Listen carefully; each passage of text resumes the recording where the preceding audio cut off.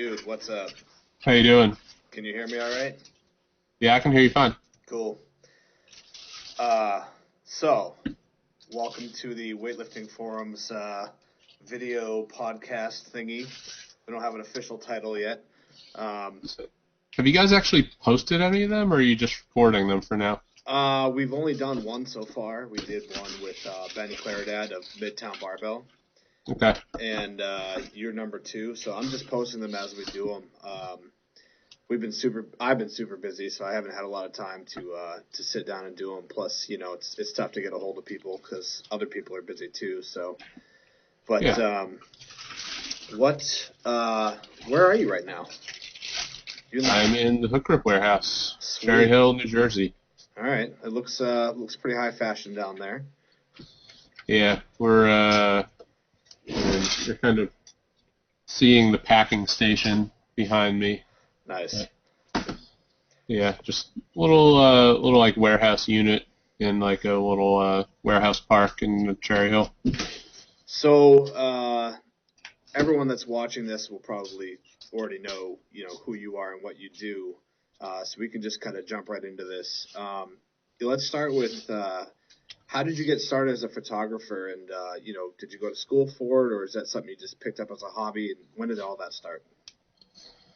I did not go to school for photography. I have actually an accounting and finance degree from Franklin and Marshall College in Lancaster, Pennsylvania.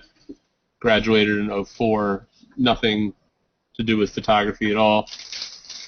Really didn't even do any photography really until I started to do the weightlifting stuff. I did a little bit here and there. My former business or job or whatever you want to call it was doing stuff related to online poker, basically online poker marketing. You couldn't actually gamble on any of the sites that I was involved in, but they would be like informational sites.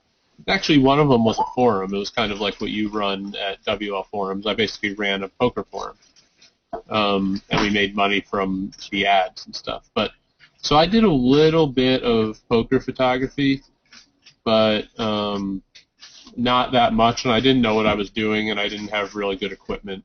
I didn't know what any of the settings were. I was just clicking buttons, really. And it was really the same thing. The first meet that I went to really was the Paris Worlds.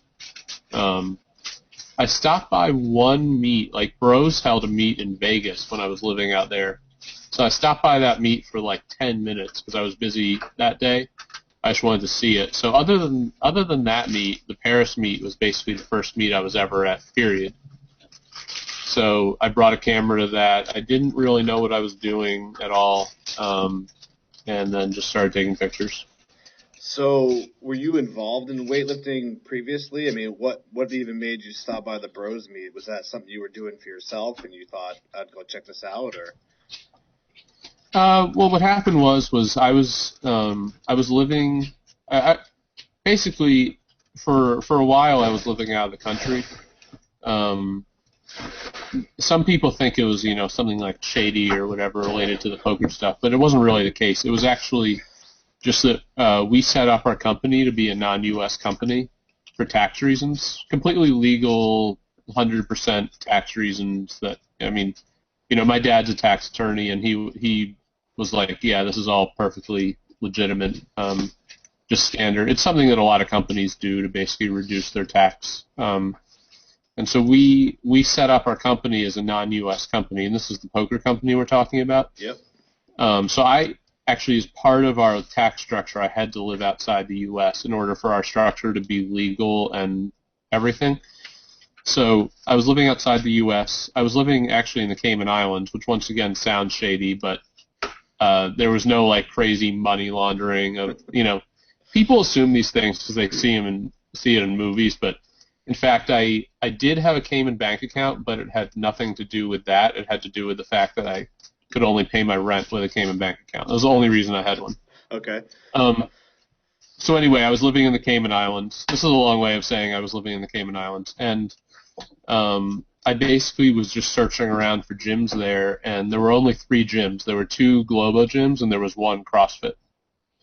So I was like, all right, whatever. I guess I'll just try the CrossFit gym. So I tried the CrossFit gym called CrossFit Cayman. I think now there's probably like 4 or maybe even 5 CrossFits in Cayman. So I started to go to CrossFit Cayman, and then I ended up moving back to the U.S. We ended up, in order to do that, I had to, kind of change my position within the company that I was working at. But I moved back to the U.S., I moved to Vegas, and then I started to go to CrossFit Las Vegas.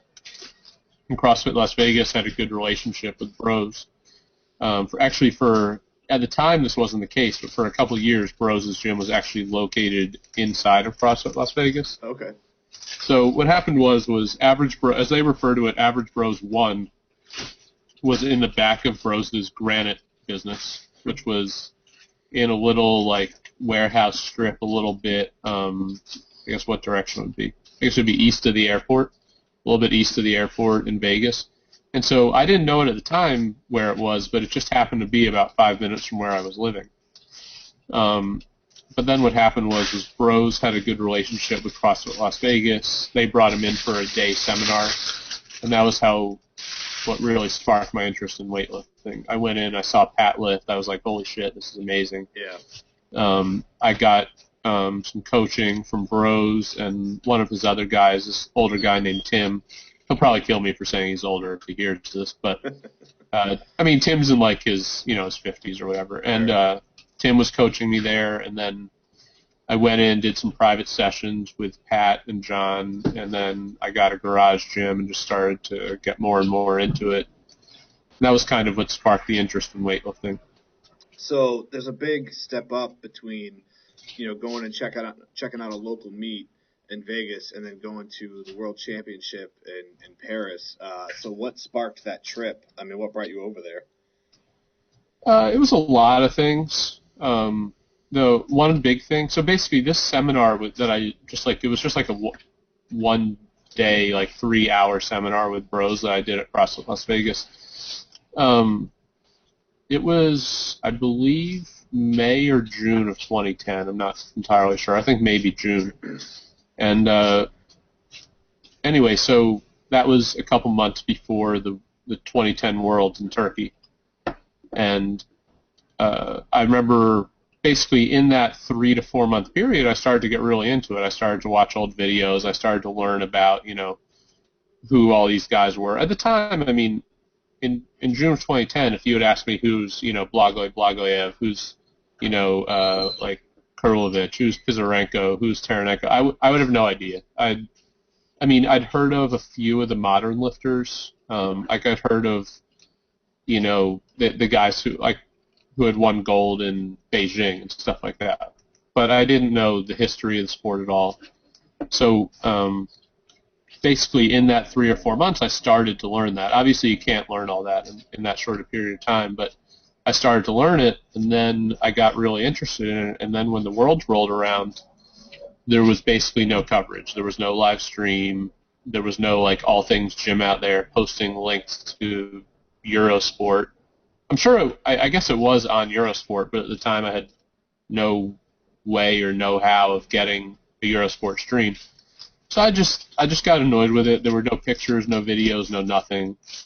And so I was like, you know what? Next year I just got to go. Because I saw that next year was in Paris, and I don't know. I think that personally, I think a lot of people, I'm not sure if they're scared of going to other countries or if they just have some sort of like aversion to travel or something like that. But people travel, people don't realize it's not that hard to go to another country. Like so many people are like, oh yeah, I'm going to go to Houston. And I'm like, all right, well, how much is your trip to Houston going to cost? And they're like, oh, well, it'll be like $100 a night. I'll split the hotel. And my flight will be, $450, blah, blah, blah. I'm like, well, for instance, the guy you see packing behind me, he came with me. Yeah, he's waving now. He came with me to the Europeans. His ticket, which was really like easy trip for the most part. I mean, he flew. It was 2 flights for him each direction. It wasn't like he took 4 flights. His ticket was like just over $1,000 to get to Georgia, And then we had an apartment that the two of us stayed in. It was like this 2-bedroom, really nice apartment right across the street from the Sport Palace. Like $700 on Airbnb for 12 nights or something like that. It might have been 11 nights. I can't remember. That's cheap. But that's the thing. Like, you could take two people, let's say $1,100 a ticket, $2,200, add in $700 for, the apartment. I mean, two people could have gone to Europeans for under $1,500 a person. People are going to spend more than that on their trips to Houston. Yeah. And then with Houston, you want like a training hall pass for the whole week? All right, that's $800. To get into this meet in Europeans, like, no cost, no tickets. Like, there was no one no one stopping people from going in.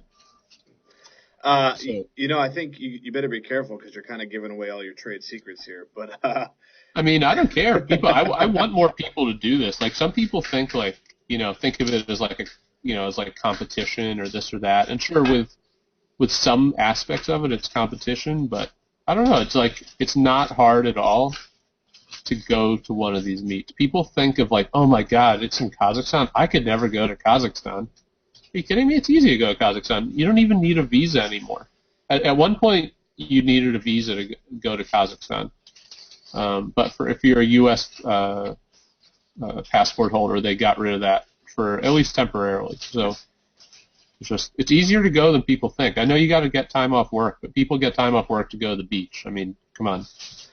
No, that's a great point, and I think a lot of people probably look at what you do.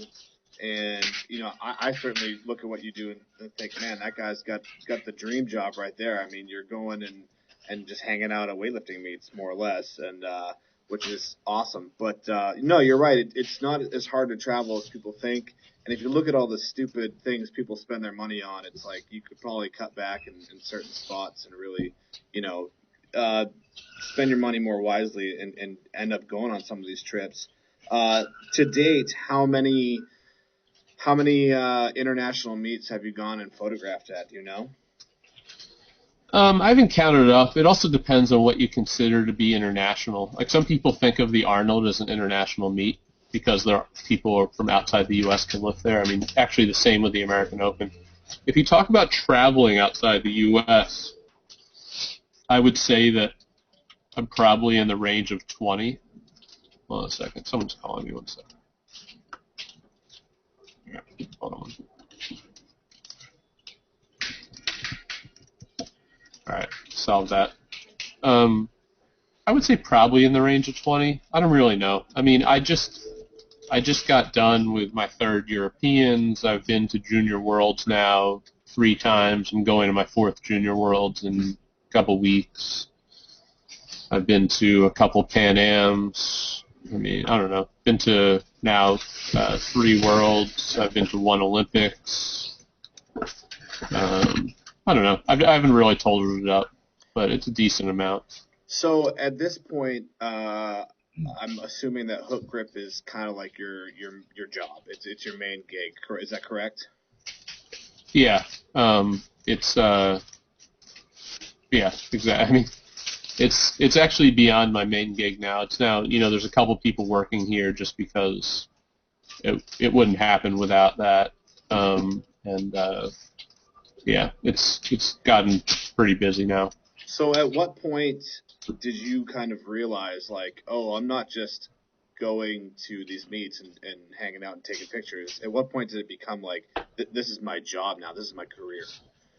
It was a gradual transition. It wasn't like a overnight thing. But in terms of my actual career, I decided to stop working on the poker stuff in early 2011. So basically in April 2011, there was like a major event in the online poker world that is referred to as Black Friday. If you type in like Black Friday poker into Google, you'll see like a Wikipedia article about it. But basically the U.S. Department of Justice indicted a bunch of owners of major poker sites, and then a bunch of those owners pulled out of the U.S. market, so they decided for their sites to no longer accept U.S. customers. it was a pretty major blow. Our business had, you know, over 7 figures in dollars seized from stuff. Not actually by the Department of Justice, but basically the sites that shut down to U.S. customers. A lot of them didn't actually end up paying out the money they owed to people. And so shortly after that, I was like, you know what, I'm just fed up with poker, because that wasn't the only thing that happened. It kept getting attacked legally. I was just tired of dealing with it. So I pretty much decided in late April, early May, okay, I was done with poker. So then I told my business partners, okay, I'm going to stop actually working day to day on this poker stuff. And I think I set August 1st of 2011 was my first day where I was just not working on poker stuff, period. And so, of course, that was before I'd ever taken a single picture of weightlifting. Okay. So at that point, I was basically like, you know what, I'm just going to take some time off and kind of decide what I want to do. And then with the weightlifting photography stuff, I didn't really start Hookgrip with the plan of, you know, doing what I'm doing now. I knew it was a possibility, but I just figured I'd just go do something cool that no one else was doing, just because I figured there was probably a market for it if I really wanted to see it, and other people probably would want to see it too. So that was pretty much it. And then it was a gradual transition of, like, I was doing a bunch of consulting work for a while related to some of my prior expertise, which was like search engine optimization and a lot of web marketing stuff. So I was doing consulting work, and then it kind of became like, all right, well, I'm going to do consulting work, but I'm going to take a couple weeks off to go to the World Championships, and then when I come back, I'll do a little bit of this, a little bit of that, and then it gradually just transitioned to being 100% working on Hookgrip. And I didn't sell anything on Hookgrip for a while. Like, you know, if I started in November of 2011 taking pictures, I don't think I put a single shirt even up for sale for like a year. I'm pretty sure. And it never made any money until maybe 2 years later. And by made any money, I mean just made money on, like, I don't even mean like paying for all the equipment that I had purchased or all the trips. I literally just mean like had actually like sold some stuff. Yeah. You certainly didn't profit. You probably just collected money for the first time, sold a good. I mean, the first 2 years, between tickets and equipment and trips, I probably went, I don't know, I maybe 50,000 in the hole. I don't know. But also you have to figure that I didn't have a job. Right. So I think for someone to do something similar to Hookgrip, you'd have to basically quit your job. I've told people this before. Some people have been like, what would it take for someone to, quote, compete with Hookgrip? And first of all, I wouldn't really mind if someone, you know, went and started taking pictures. There's already people that do it. But for someone to do it for real, like a real shot, not like I'm going to cover, you know, 2 meets a year, but if someone for really to do it, they would have to take a minimum of $50K and probably quit their job for 2 years. Which is a big risk for a lot of people to take. And, you know, as much as weightlifting has grown over the past few years, I still, you know, I look at the situation and I think, you know, right now there probably only is room for one Hookgrip and one all things gym, you know, and I think it'll be a long time before we see someone come up and kind of, you know, like you said, compete with you guys. I will say it's pretty amazing that you essentially spent $50,000 because you were like, hey, I want to see this meet, and no one's covering it, so I'm just gonna go cover it myself. That's pretty baller, man. It's, you know, I like it that the fact that you didn't sit there and go, well, I'm gonna come up with this business plan and sell T-shirts or whatever and posters, you know, and so that's pretty awesome. What is your relationship like now with the IWF? Because I feel like was it last year's Worlds? 2014 Worlds. There was really a big shift in the social media coming from the IWF, where they, for the first time, they really seem to, kind of reach out to you, and I know Gregor from All Things Gym, and they were like, hey, you guys, we want you on this social media thing. Let's have more of a presence. How did that come about? The way that came about was basically, so I first met people from the IWF. I didn't really meet anyone at the Paris Worlds because I was just sitting in the audience. I didn't have a media pass or anything. And they didn't, as far as they were concerned, I was just a guy in the audience with a camera, and they probably didn't even notice. But when I went to Junior Worlds and / Pan Ams in Guatemala in May of 2012, I ran into them there because I was actually the only one there with a decent camera. There was no one else with even a half-decent camera. The IWF was there taking pictures with a pretty terrible camera and like a flash and everything. It was just, they were using like a really cheap camera because their normal photographer wasn't there. And so there were a couple pictures that I got there that they asked for. So I sent them some of those pictures. We stayed in touch. I saw them at, the Olympics and, a couple other events. So I've stayed in touch with them. And ever since I guess they kind of saw what I was doing with Hookgrip, and they kind of saw that they wanted to expand their own, social media and stuff. For a couple of years, they were talking about basically forming what they call a social media commission, which is a funded commission for basically the expansion of their social media presence. And so I don't think they officially got it approved and funded by the IWF board until Junior Worlds of last year in Russia. Okay. And so that was when it got approved. So the first meet that it kind of came into effect was Worlds last year. So they ended up they asked me to be on it, basically to help them with it, and they also asked me to recommend some people. So I recommended Gregor, obviously, because everyone knows Gregor would do a great job with something like this. And then I also recommended my friend Steve. So Steve he owns a gym called 210 CrossFit in San Antonio, Texas, and he posts on Instagram as 210 weightlifting and 210 CrossFit.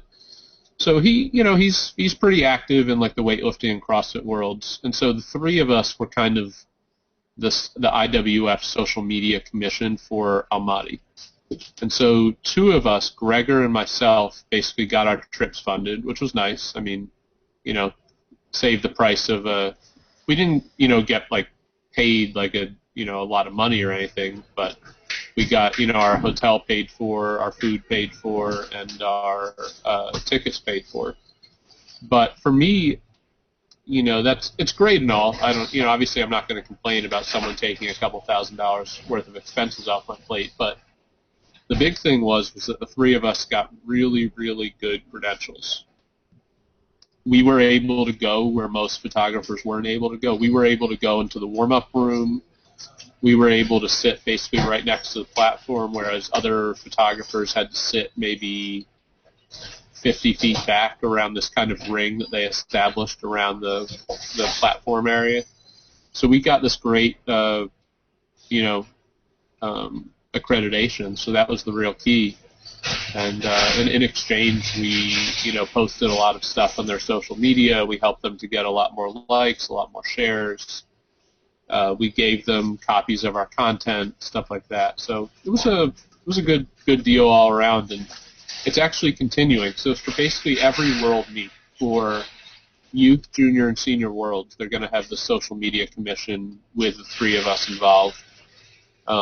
Steve and Gregor both went to Youth Worlds in Lima. Yep. Gregor and I will both be at Junior Worlds in Poland, and then all three of us will be at Senior Worlds in Houston. And it's good. I mean, I think it's really, really good to get a guy like Gregor on the ground at these things because he's got a big audience, too, at All Things Gym. And to me, it takes like some people are like, oh, aren't you upset that Gregor is posting stuff? And I'm like, no, what are you talking about? I was like, first of all, I recommended him to do this. And second of all, it takes a lot off my plate if someone else is posting this stuff too. you know? Yeah, you guys, you can definitely see. I remember when Hookgrip first started, and I remember when All Things Gym really started to gain popularity. So I remember kind of, seeing both you guys come up, and as of late, it's obvious that you work in tandem quite well together. Obviously he uses a lot of your content on the blog, and vice versa. So that's fantastic. I mean, just the fact that you guys are getting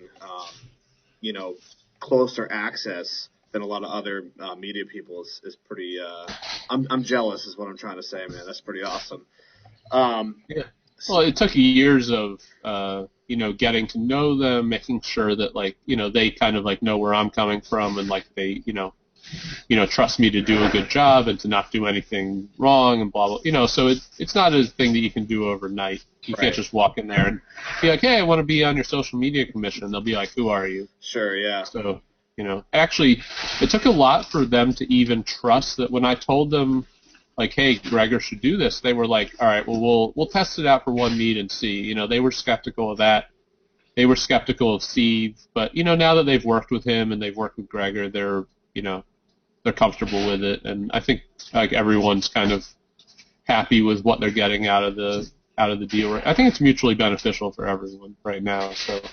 Yeah, that brings me to my next question. Speaking about comfort, what has the athlete's reaction to you been, and has it changed over the years? Because now more than ever, you or Gregor or whoever is right there next to the warm up platforms with a camera on them, in the training hall with a camera on them. I know you've posted a decent amount of like candid pictures, and people smiling or waving or giving thumbs up or whatever. But in general, how have the athletes reacted to someone being so close to them while they're trying to do their thing? I don't know. I mean, I don't really spend much time in like the warm-up room. My extent of time in the warm-up room at Worlds this past year consisted of like me going back and kind of like wishing people good luck and stuff like that a couple of times. But except for the people that I know well, like the people I've met at maybe like 5, 6 meets, I've talked to them online. I've hung out with them in person at meets in the past. Who knows? Like, I'm not going to walk up to a random guy 10 minutes before he's going to lift at the World Championships and say anything to him. I don't know. I don't want to like mess with anyone that way. So even the people that I know well, I'm usually just like, I go by, just like say good luck, give them a fist pound, and walk off. I'm not trying to like mess with their frame of mind or anything. So I don't really know, but I think the athletes in the back at Worlds are used to cameras being there. I mean, the Eurosport cameras or whatever, the TV broadcast cameras are always back there. Like, I don't think that it's unusual. And even in the training hall, like, I think sometimes athletes were a little bit, like, curious as to why, Gregor, Steve, myself, maybe 3 other people or whatever were all filming their lift. But they seem pretty used to it. I don't know. None of them really have said anything, but another thing that a lot of people forget about is the language barrier. Like, they don't speak English. I don't speak their language in pretty much any case. I know some Spanish, but that's about it. But some people are like, hey, so you saw Lou in the Poland training hall. Like, did you ask him any questions about his training? I'm like, no, how am I going to ask him questions? Like, so I think some people don't realize exactly how the situation actually works. I mean, he comes into the training hall and he's there to do work. Like, you're not like when his coach you or whatever, is like standing there looking grumpy, and like which he does every time you see him. Yeah, he's always looking grumpy. He always looks super tired. His eyes are like bloodshot. It's just everything super baggy under here. Like, he just looks terrible all the time. He always looks pissed off. Like, there's no way that you're going to walk up to Lu Xiaozhu in the middle of that and start trying to ask him questions when you don't know Mandarin. Right. And these are professional athletes, too. I think weightlifting is a unique sport because, you do have these instances where you can get close to these athletes at seminars or whatever the case may be. But it's not like it's not like football where, you're sitting in the stands, 300 yards away from somebody. You're up in the nosebleeds watching somebody play. So I think people do forget that, these guys are still professional athletes. So that's pretty funny. Hopefully Lou's coach doesn't become a fan of this show and learn English and watch this and hear all the terrible things you said about him. Yeah, there is no way. Like, put it this way. The chances of them learning English are about as high as the chances of us learning Chinese. Which is not good. It's just not good. Yeah. Like, I mean, Chinese is just such a hard language for us to learn. It's something that's so different from what we're used to. I learned a little bit. I didn't learn the language, but I learned a little bit about the language when I went to China last year, and it's just crazy. Like, there's no word for yes. That's a little mind-blowing. And also, I learned a lot of interesting things about the language. Like, they don't have many, like, adjectives, and keep in mind, like, whatever I'm saying could be completely wrong, because people just told me this, and I don't actually know Chinese, so I'm speaking like an expert who is not an expert, but, like, they told me they don't really have many adjectives. Like, if they're describing food, they don't have, like, delicious, tasty, good, blah, blah, like all that stuff. They don't have that. They just have, like, the word good. So in some ways it's simpler, but then in other ways, for things like a crash, they don't have the word crash. So for us, we would have, like, airplane crash, car crash, train crash, all these things. And they don't have that. They have a different word for each one, and it doesn't involve the same word. So it'll be like one word for airplane crash, one word for car crash, and they don't sound anything alike.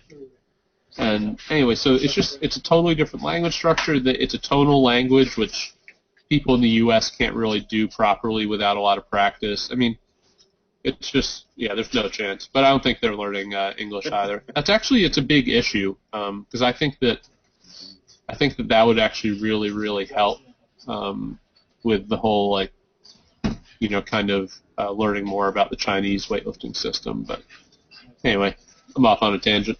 Yeah, no, it brings up a good point, though, because obviously we have so many people in America trying to learn from these more powerful weightlifting countries, and you can't help but wonder how much is lost in interpretation or just totally screwed up through the language barrier. But that reminds me, you've at this point seen a lot of people lift, a lot of really good people lift in person. As far as the fundamentals of weightlifting, what are some things that you kind of see are universal across the board, whether it's in regard to technique or habits or preparation or whatever the case may be? Are there any trends you see from these different countries that are all different systems but, have something in common? I see different systems all the time, like in terms of, like, what sort of exercise they do, what sort of assistance exercises they do, how their rep scheme looks. I see some really, really weird stuff from good countries that a lot of people, I think, would say, like, well, that's retarded. Why would you do that? So I've seen that for sure. So I don't know that I could necessarily point to any one thing. I definitely see certain things in countries that are trends. Like, for instance, the Russians like to do a lot of pulls in training. Actually, the Poles do also. But I don't know what sort of trends I could really see there. I don't know. It's also tough for me to say because a lot of what I see is training hall, and that's, I'm sure, very different from their normal day-to-day training when they're kind of like mid, competition prep cycle. So I don't really know. I don't know what commonalities I could point to. Probably the biggest one, though, that I don't see as much of in the U.S. is a lot of these countries, first of all, do less. I see more what I would call, like, exercise variations in the U.S. than I see outside the U.S. Like, a lot of these countries, it's very rare to see them doing, like, hang work, block work, all this other stuff. Now, do they do it? Of course, they do it. Most of them do variations, but it's a small part of their training as opposed to like the core of their training. Whereas I see a lot of people in the U.S. like they might not do the full lift for like it almost seems like they're not doing them for like a week. Like I'm not trying to pick on anyone because I'm by no means a professional at this, but I mean I just see people, you know, like doing like triple pulls off blocks followed by like like a no hook, no feet, like power followed by like a regular snatch with like hook and moving their feet. And I'm like, where did you come up with that? Like I'm not sure that I see the relevance of doing some of that. Now, everyone's free to train however they want. I'm not going to tell anyone how to train, but I tend to see a lot more of people just doing the lifts or things that are very, very closely related to the lift. Less variance, I'd say, would be one of the common things that I see. And I also see a lot, outside of doing the lifts, I see a lot of these countries doing pulls. And I'm personally a big believer in pulls as a way to kind of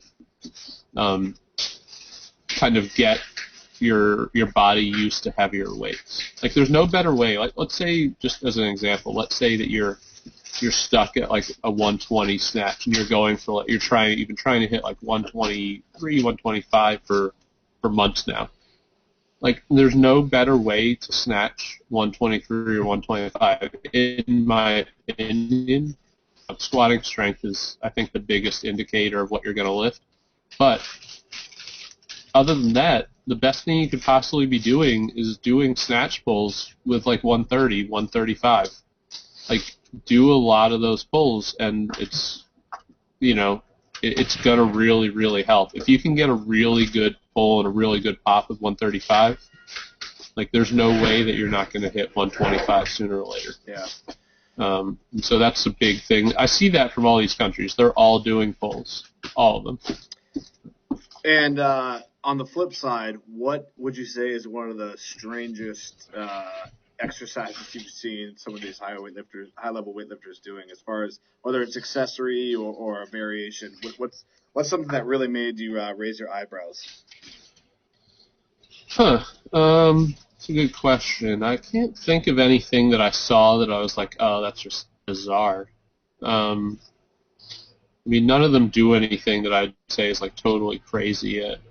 I mean, whenever I see this stuff in training halls, they're pretty much either working on their lower back, their flexibility, or I'm saying when they're not doing just the core lift, they're either doing squats, lower back, like kind of like flexibility / massage sort of stuff, or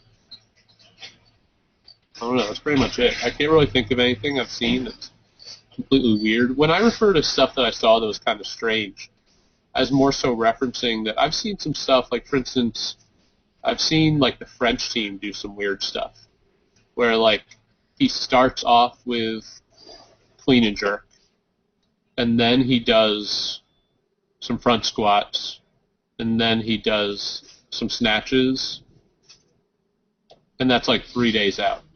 It's definitely bizarre. And I don't know. I mean, I'm sure he has reasons for it. Like the French are a pretty good team, especially for a country that's pretty strictly tested, and they're pretty good. So I'm sure they have reasons for it. I mean, maybe he's thinking, all right, well today I'm going to go heavy on my clean and jerk, and so I'm going to do that first, and then I'm just going to get into a little bit of accessory work with these other things. But what's weird is that sometimes the loading's really weird. Like sometimes like the clean and jerk is super light, and like he goes really heavy on the front squat, and then he does some light power snatches. Like I don't know. Just put it this way: I've seen some orders of exercises and loading of exercises in training halls that has seemed weird to me. But then again, I'm not seeing his whole training plan. Right. And I don't really know what he's done in the prior days. I don't know what his plan is. I don't know if he has a nagging injury. I don't know if maybe he was, maybe he came into the gym that morning and did something different. I don't know. Without me following him around every day for a long time and kind of like knowing everything about him, it's hard for me to say, oh, that's retarded. Right. I can't, It's Just from a single workout, it looks a little weird. I guess that's all I can say. Yeah, that brings up a good point, especially in the age we live in now, where people will see a snapshot of somebody's training. They'll see a video that Clock Off posted or that somebody posted, and they'll see some exercise and they'll be like, oh, that's what the Russians are doing, or that's what the Chinese are doing, and then you get these kids that don't know any better, and then they start doing that stuff every day in their own workouts. It's like, well, you saw one a very, very small glimpse of their training, and like you said, it needs to fit into the bigger overall plan, and who knows what that is. I mean, we don't get a really good look at that. What is your most memorable trip thus far, or the best experience you've had in regards to traveling for weightlifting? Well, the best experience, I don't really know. I mean, obviously the big meets just dictate being the best,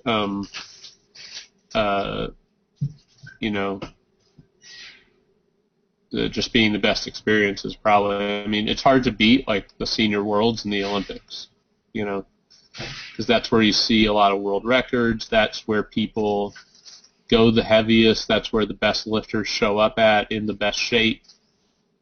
I mean, it's really hard to say anything would be better than the 3 senior worlds and Olympics that I've been to.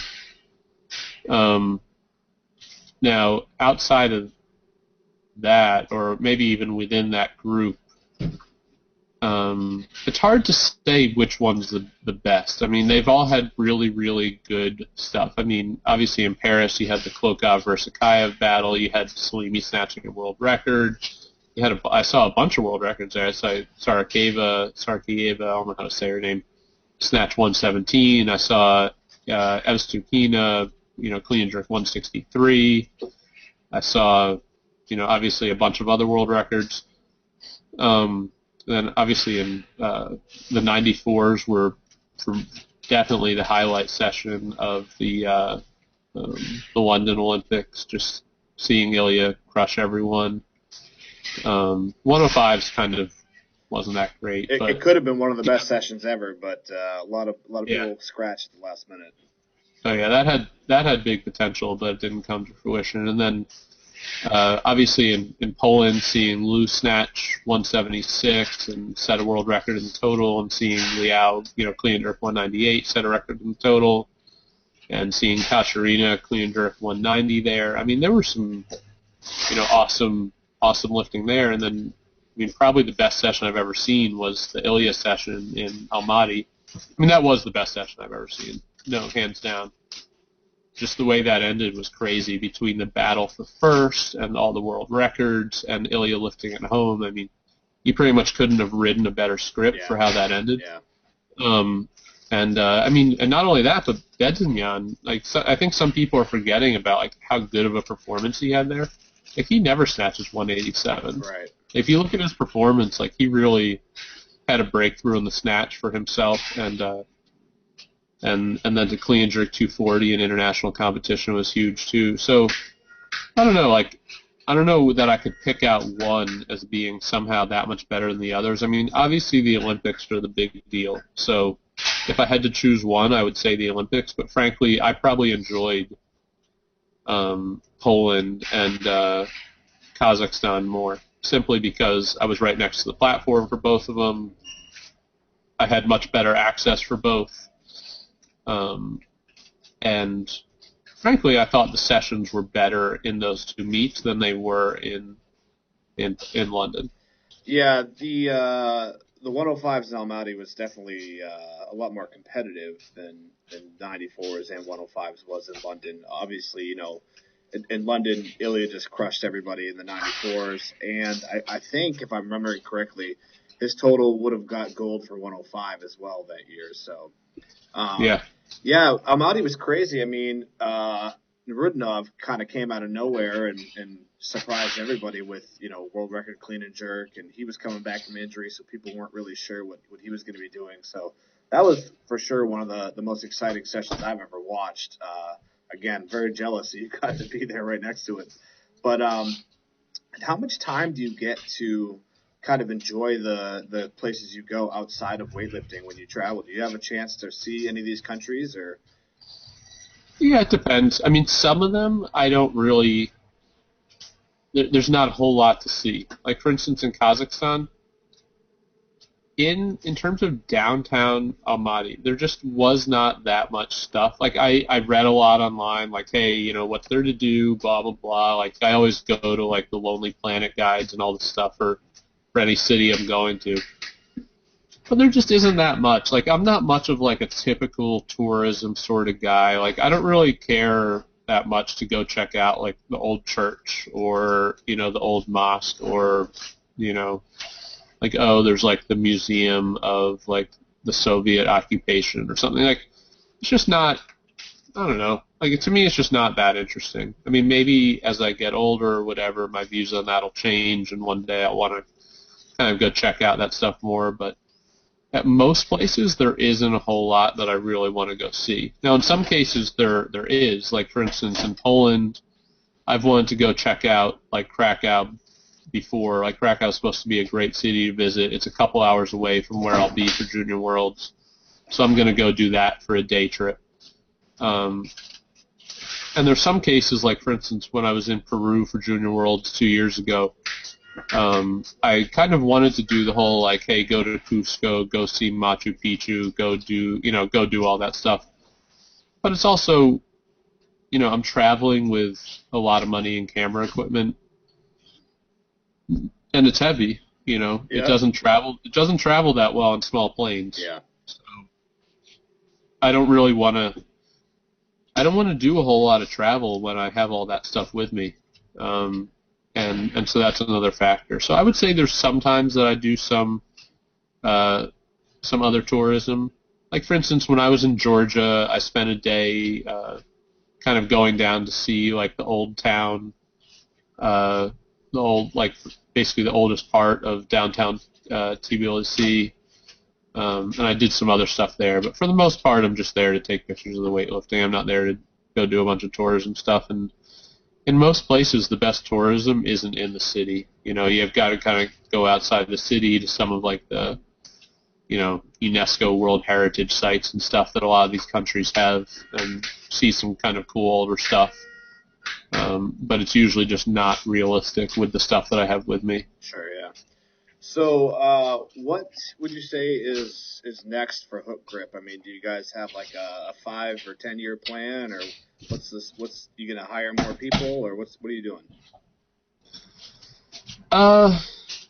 I don't really have like a defined 5 or 10 year plan for sure, but we take a lot of it kind of as it goes. The general goal is, to put more and more stuff in the store, try to get kind of unique things. It has to me, it kind of, for the most part, there's a couple of exceptions, but for the most part, the things we put in the store have to either be better on, basically they have to be unique, or like something that's just not available somewhere else, or they have to be a better price, or they just have to be a better product. Yeah.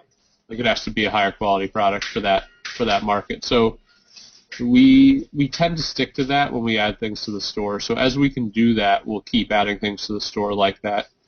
And I've always just kind of thought of the store like Hookgrip's mission is definitely content first. Like if I had a choice, I would basically focus 100% of my attention on the content, but it's just not possible. You need the store to make money to fund the content. It's not cheap to do what we do, and in order to fund that content, you need the store. And thankfully, people support it really well. I mean, the store does well, and it's enabled me to hire people to kind of help me get more and more content. That's why you see more camera angles and stuff like that on Hookgrip content, and that's why you'll see more stuff happening. Like, for instance, Mike standing behind me is going to regionals this weekend. Excellent. I'll be seeing him there. Nice. So he'll be at regionals, and also myself and another guy who's been wandering around named Dave will be headed down on Sunday to Junior Pan Ams in Colombia. Nice. So without the Hookgrip store, it wouldn't be possible for me to send myself and Dave to Columbia and send Mike to regionals. It's just so in order for this to continue, the Hookgrip store has to keep doing well. So we're going to keep focusing on trying to get unique products in, try to offer things for good prices. We always try to, I'd say with the exception of vintage Adidas shoes, everything that we sell is a pretty reasonable price. Almost everything beats any price that you'll find elsewhere on the internet for that product model. Yeah. And so, that's kind of the goal. We'll just keep doing that, and we'll keep trying to expand the content and try to see what we can do. I mean, the next big thing for me, it's something I've been meaning to do for a long time, but I'd really, really like to get the actual hookgrip.com website up and running. As of right now, we pretty much only use the store subdomain. But getting the actual website up and going and having it be more interesting would be a big goal for sure. And I think I read on my forum that you guys are going to be doing some singlets soon. Is that correct? Yeah, that's actually a big. Where is it, Dave? Can you pass me that sample singlet? Yeah. Where is that? That's over on your pile, right? Yeah. You got some exclusive content here. Yeah. So this is actually, this is like a really, really early sample. But what we're doing is we're trying to develop something that has like really good, basically material on the thighs. Something it's actually, I think it's better than the Adidas material. We've done some testing. And I think we managed to upgrade that. And we're also trying, I don't know how well you can see the stitching on this. Oh, yeah. Looks good. Like, we're trying to, I don't know if you can see that. Yeah, that's nice. We're trying to, it's like really nice, stitching, and we're trying to make it with really nice material. And we're trying to, I don't want to commit to a price yet because we're not really sure exactly what these are going to cost us and what quantities we'll end up buying and all those things. But, ideally, we would be able to sell singlets that are, as good or better than the Adidas ones for like $50, which I think would be a big deal given that, Virus is at $130. Granted, you can always get like discount code to bring it down by $15, but Virus is at 100 something. Nike's at what, 120 or something. 120, yeah. It's expensive. And Adidas is like 90 to 100. And the Nike ones don't have the abrasion fabric on the thighs. And so what we'd also like to do is we'd like to do things that other people aren't doing. Like, I don't understand why, but very few people are making singlets with sleeves. So why not? We'll just do it, and we can do it for a lot cheaper. Yeah, absolutely. So, that's definitely, like, things like this singlet, and that's a really early sample, where there's actually some stuff wrong with that. That's why I didn't hold the whole thing up. But, trying to work out the stuff that's wrong with it, and then get another sample, and then probably will be more stuff wrong, and then get another sample, and then at some point we'll bring over maybe 30 of them, and then I'll send them out to some people that I know, and have them test them, and then, kind of go from there. So it's still a long way off, really. It's still months off for sure. What other products do you have in the pipeline that you can talk about now, if anything? Well, right now we have the Anta shoes ordered. Those red and yellow Chinese shoes. The problem is that the production timeline's so long for them. We're not going to get them until the fall. What's the price point on those things? I'm thinking they're going to be $170. It's tough to say because until you actually get the customs bill, like for instance, my customs broker told me, hey, the import rate's going to be 8.5% for those. But until I actually get the customs bill, I don't know. Maybe customs will tell me, hey, it's going to be 13%. Yeah. And then all of a sudden, well, the price might become $175. Sure. So